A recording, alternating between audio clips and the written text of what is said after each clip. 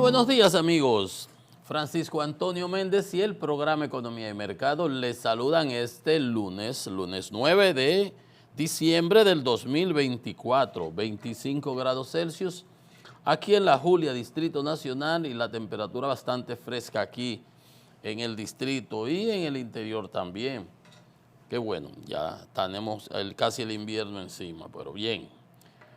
Bueno, noticias variadas a nivel internacional y a nivel local, bastantes informaciones locales que tienen que ver con decisiones del Tribunal Constitucional y trascendentes, porque una tiene que ver con la eliminación por inconstitucional de la ley esa que nosotros nunca le sacamos el guante, ¿recuerdan?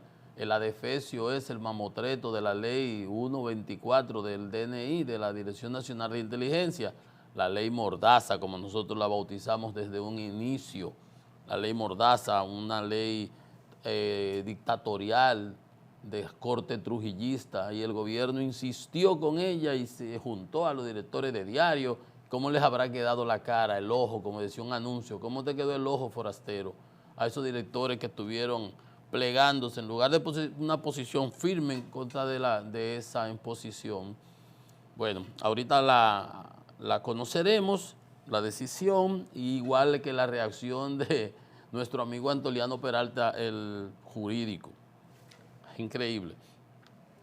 Eso acá, eso fue, bueno, está en la prensa de este fin de semana. La decisión la emitiría el viernes por ahí el tribunal. Lo otro también relevante tiene que ver con el crimen organizado y fue el apresamiento de un señor sindicado como el cabecilla de la Operación Falcón, el jefe, el capo di tutti capo, que se había escapado como siempre, como ocurre, porque eso tiene relaciones a todo nivel. Un día agarraron, ustedes se recuerdan, a dos diputados, uno que fue a buscar al otro, la mujer que es diputada, otro qué sé yo, que si de Santiago, y agarraron una gente por allá por Puerto Plata, unos sometidos. El caso Falcón, ustedes recuerdan, pues el tipo andaba desde entonces, él se fue por supuesto y estaba en Colombia. Un tal que es Randiel Mosquea, que es que el capo, bueno. Entonces lo agarran a él, lo anuncian el apresamiento.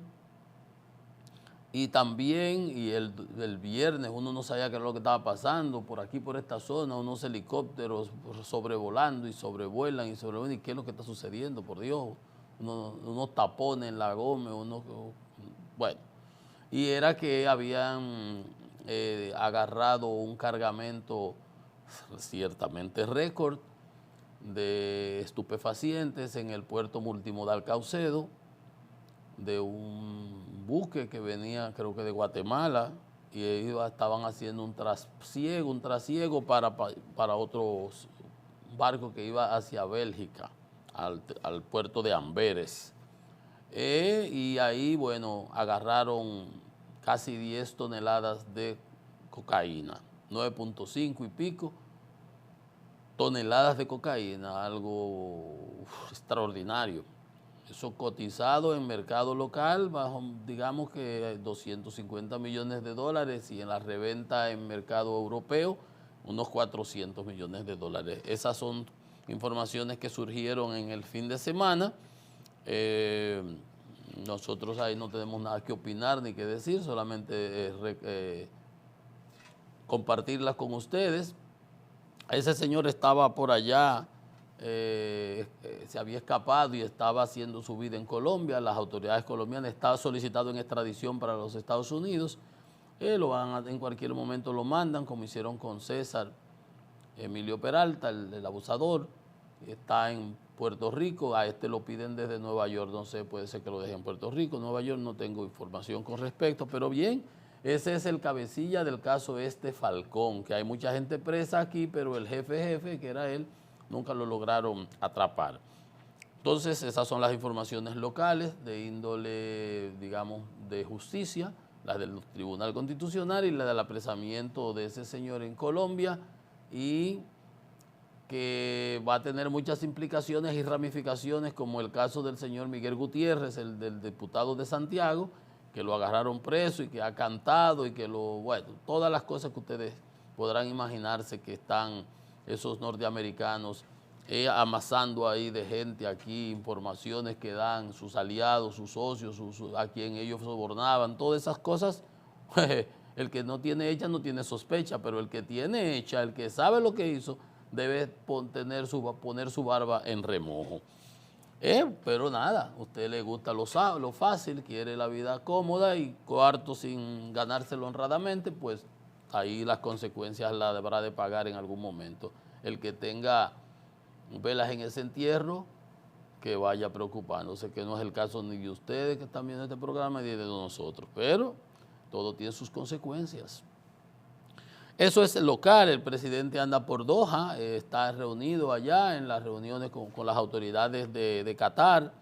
Muy bien, ojalá y venga con alguna información importante quizás del ámbito energético, esa sería mi esperanza. Eso vamos a esperar lo que nos informen, anda una comitiva bastante numerosa por allá.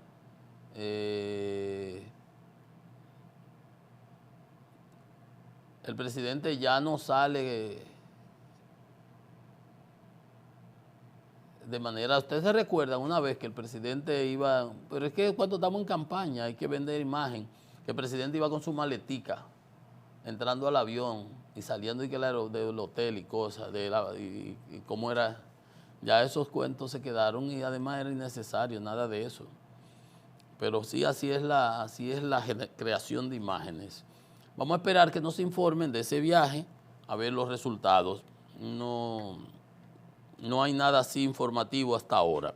Bien, y la otra noticia que, por supuesto, todo el mundo la ha celebrado y está emocionadísimo porque el dominicano Juan Soto, este pelotero de los Yankees, que está jugando para los Yankees, había jugado de los de Washington Nacionales, creo que se llaman, acaba de firmar un contrato, el contrato más grande de la historia del béisbol actualmente, superior al del señor Ohtani, el astro, el monstruo este de Japón, de 700 millones, y acaba de firmar un contrato por 765 millones por 15 años con los Mets de Nueva York. Ya ustedes sabrán, aparte de eso, todas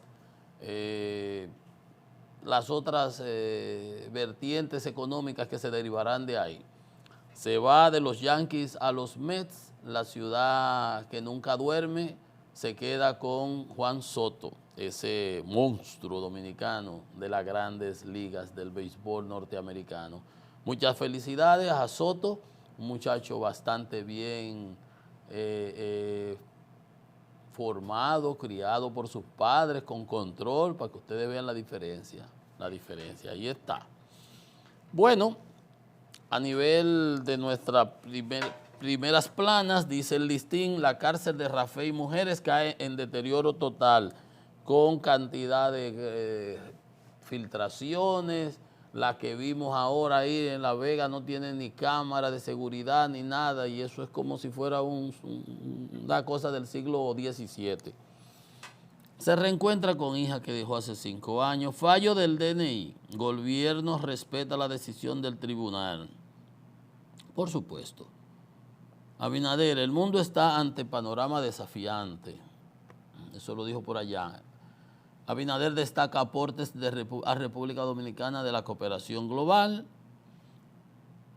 El dictador sirio y asesino y tirano Bashar al-Assad y su familia se refugian en Rusia tras el derrocamiento de su régimen. Lo vamos a comentar en unos instantes. La autoferia popular cerró con 17,000 millones de personas que negociaron sus préstamos ahí. Vamos a ver qué dice el Diario Libre. Plan decenal busca que las escuelas sean un espacio privilegiado. Así debe ser, ojalá.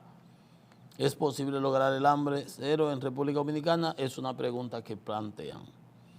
Incautación de drogas registra un incremento. El problema con eso también es que según estudios de las Naciones Unidas, de las divisiones que trabajan con droga y ese tipo de interdicciones y ese tipo de asuntos, por lo general cuando se agarra un envío pasan 3.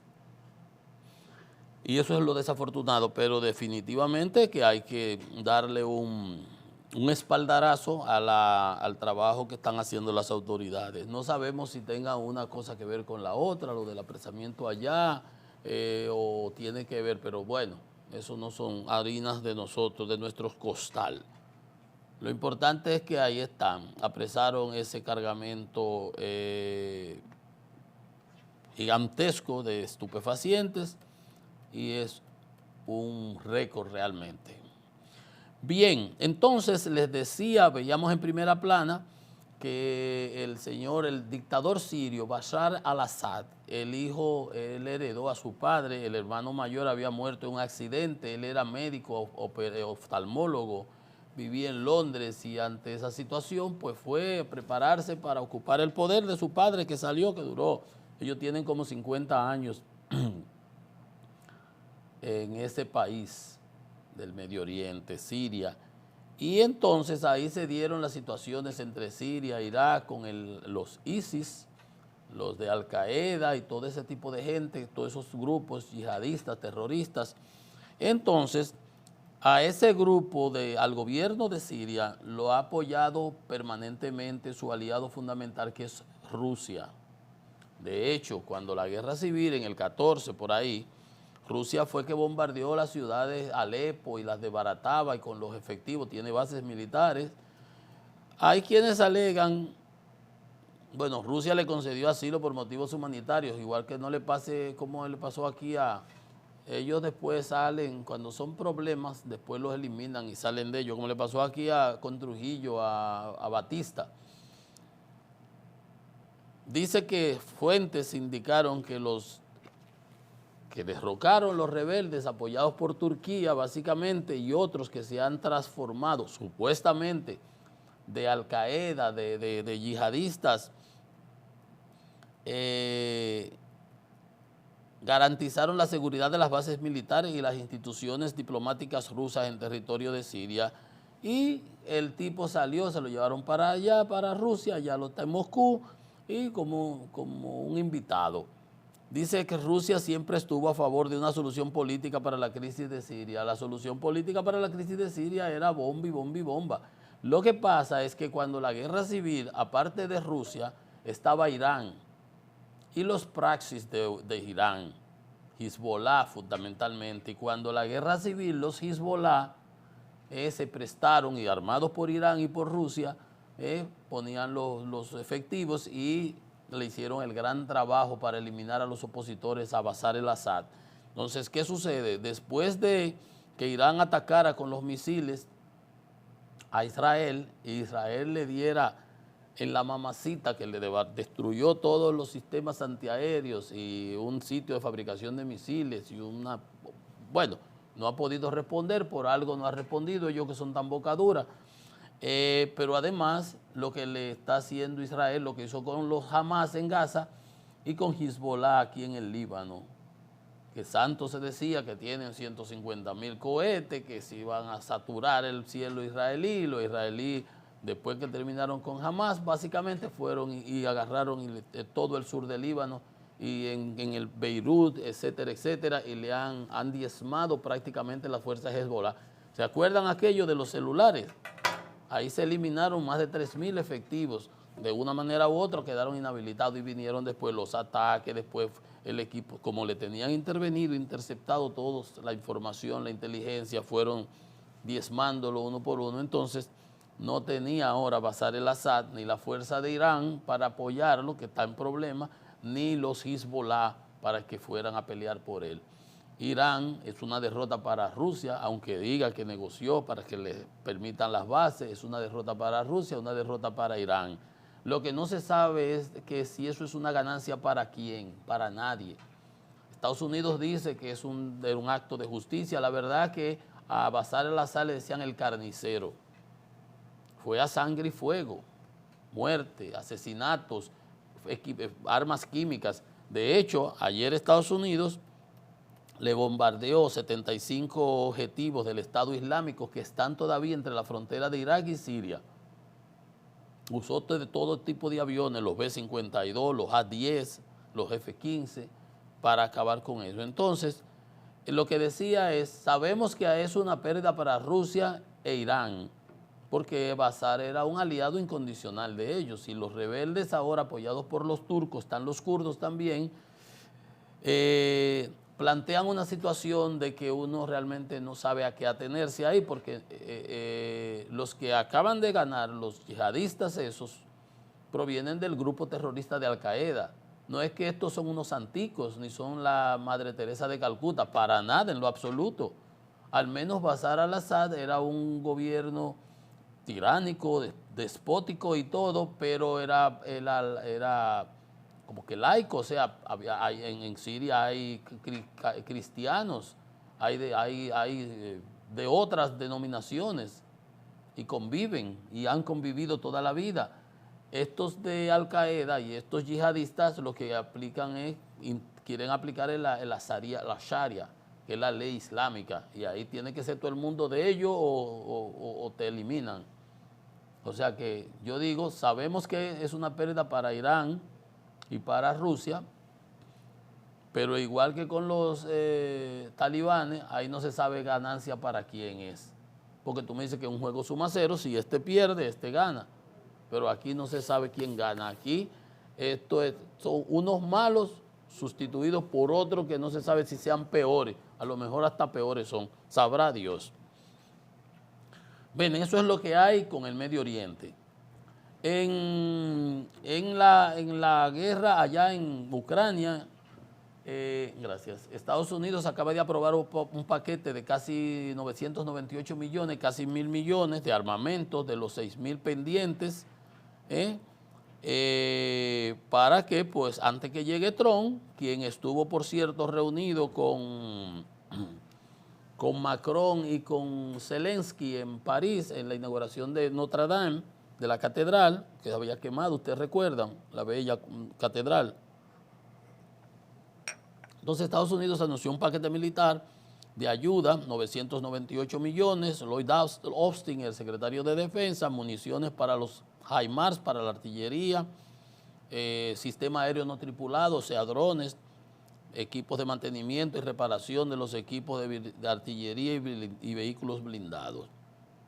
Entonces, así están las cosas. Vamos a ver, porque Trump ha criticado el envío de armas a Ucrania, porque Trump es prácticamente un aliado de Vladimir Putin. Entonces, vamos a ver, se reunieron ahí en París. Europa no va a dejar, ojalá y no deje sola a Ucrania, y ahí Trump acaba de anunciar que dos cosas importantes. Es lo que cuando digo lo de que es un aliado de Putin, porque dice Trump que no descartaría sacar a los Estados Unidos de la OTAN si los países miembros no pagan sus facturas. Él está igual que las tarifas que anunció contra México y Canadá, que donde los temas, y hasta más dijo, si están pagando sus cuentas y si me están tratando de una manera justa, me quedaría en la OTAN. O sea que es una cosa personal, no es una cosa de política, ni estratégica, ni de defensa de los intereses norteamericanos. Dice que Europa no les da un tratamiento justo y que pese a eso, la OTAN, que tienen que poner un 4% de su Producto Interno Bruto, que en su primera gestión hizo que los países europeos tuvieran que aportar casi 600 mil millones de dólares. Eso no estaría mal, porque si él aporta, Estados Unidos aporta, pues también los otros tienen que aportar una proporción importante de su PIB. Pero hay que esperar. Otra información importante, y yo les digo, para los que crean que siempre, desde el primer momento les dije, usted verá gente después dándose en el pecho y quejándose, muchísimos latinos y muchísimos negros, americanos, afroamericanos, como ellos se llaman, como ellos se autodenominan, cuando le empiecen a recortar los beneficios y las cosas y las minorías y ese tipo de cosas. Dice Trump que quiere que los Dreamers se queden en Estados Unidos, esos son los que están allá con la acción diferida, el plan aquel que llegaron, porque va a trabajar con los demócratas para que esto sea posible, que ya algunos no son jóvenes, que muchos han tenido éxito, que tienen empresas y obviamente hay que buscarle una solución. Esa parte es importante, yo lo veo bien. Pero informó otras dos cosas más. Una es que iban contra la ciudadanización, esa palabra no existe, pero yo lo estoy llamando así, de la gente que hizo su ciudadanía con cosas falseadas y ese tipo de cosas. Van a rastrear, van a buscar gente, porque eso le da un apuntalamiento a sus promesas de su campaña. Pero también habló, y esta parte es importante a nosotros, porque a nosotros aquí se nos ha presionado la Corte Interamericana de los Derechos Humanos. De hecho, el presidente Abinader en el 16, en el 12, 13, 14, por ahí, apoyaba esa política. Yo siempre lo he alabado acá, cuando hablo de la guitarra y el violín, cómo él cambió, aunque tiene muchos prohaitianos en su gobierno, que esa Corte Interamericana de Derechos Humanos nos decía que teníamos que cambiar la constitución nuestra, que establecimos el jus sanguinis por el jus soli. El jus soli significa que todo el que nace en un determinado país, pues tiene esa nacionalidad. En Estados Unidos pasa así. Dice Trump que quiere poner fin a la ciudadanía por derecho de nacimiento, pero eso está protegido por la 14ª enmienda de su constitución, y eso tendría que sentarse a discutirlo con las demás fuerzas. Yo no creo que haya mucho poder del lado de los, aunque Estados Unidos es un país de inmigrantes, pero realmente la situación se le ha complicado. Míralo ahí cómo está planteando Trump eso. Y eso, para fines nuestros, que se nos presiona tanto, es un aliciente. Lo de lo otro, lo de la desnaturalización de los que ya se hayan hecho ciudadanos, si fue violando la ley, pues, ¿qué se puede hacer? ¿Qué se puede decir? De hecho, aquí debiéramos nosotros hacer una auditoría del padrón aquel de los que se han regularizado. Andaban unas señoras por ahí los otros días con unas actas falsas metiendo niños en el padrón nacional, qué sé yo, ¿cómo se llama? El registro civil de nosotros. Sí. Vayamos viendo este tipo de cosas para ver cómo es que nosotros de estas cosas nos podemos aprovechar. Entonces, vamos a ver, eso es lo que hay a nivel internacional. Entonces, a nivel local, como les decía, esa decisión del Tribunal Constitucional de anular la ley del DNI, también una que se aprobó 10-15, en el 15 del Código Procesal Penal, que es por parche, igual que ahora el presidente que mandó una cosa ahí, que ahorita se aprueba. En lugar de aprobar el código como Dios manda, andamos buscando, bypaseando y buscando parches y remiendos. Entonces, el tribunal anuló esa ley, la ley Mordaza, donde una persona estaba obligada a dar informaciones si el DNI te la pedía, si las autoridades de inteligencia, eso era una ley trujillista como el SIM. Qué bueno. Esa, dice Leonel Fernández, además que fue de los que la objetó, igual que muchísimas personas, y el Fuerza del Pueblo y el PLD, que esa ley era un retroceso institucional democrático más grave, el retroceso institucional democrático más grave que ha ocurrido en el país desde la muerte de Trujillo hasta la actualidad. 7 recursos de inconstitucionales sometieron y la Asociación de Diarios llegó a reunirse y de que acordaron un parche adicional, pues se plegaron al gobierno, porque esa ley afectaba la intimidad, garantía del honor, todos los derechos fundamentales de los ciudadanos. Había que entregarle a la DNI todas las informaciones que ésta requiriera, instituciones públicas y privadas, y hasta te metían hasta 3 meses preso. 3 meses no, de 2 a 3 años. El artículo 26 establecía contra quienes ocultaran informaciones que el DNI te solicitara. Una cosa de locos. Entonces, ok, el Tribunal Constitucional dijo, esa ley era orgánica, ustedes la conocieron como regular, ordinaria, y por tanto es totalmente nula. Se cayó por fin.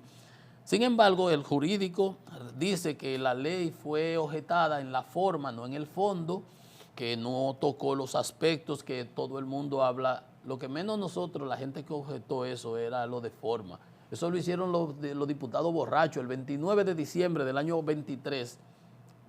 Borracho entre comillas, o sea, el 29 de diciembre. Y los zancocharon ahí, no leyeron nada y después el gobierno con todo y todo la aprobó.